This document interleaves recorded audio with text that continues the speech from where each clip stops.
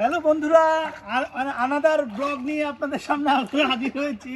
এটা হচ্ছে আমাদের সেই গ্রামের বাড়ির সেই পুকুর, এবং যে পুকুরে আমরা আসলে ছোটবেলায় সাঁতরে কেটেই কিন্তু আমরা বড় হয়েছি আস্তে আস্তে।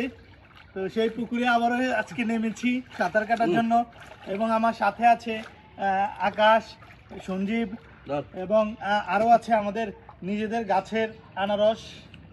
যদি একটু দেখাই আপনাদেরকে, যে আনারস যত চিপে তত রস, আনারস। তো এখন আপনাদেরকে আমরা দেখাবো কীভাবে আনারস খেতে হয়। আনারস খুব সুস্বাদু একটা ফল। এই ফলটা একটু টক, একটু একটু মিষ্টি।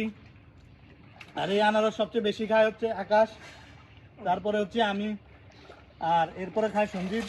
কিন্তু আসলে মূলত কথা হচ্ছে স্বাস্থ্য থেকে দুটোটাকে বেশি খায়। তো চলেন একটু আমরা একটু সাঁতরে কেটে দেখাই আপনাদেরকে।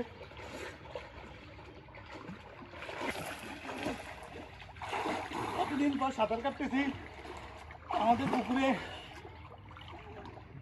অসাধারণ লাগছে।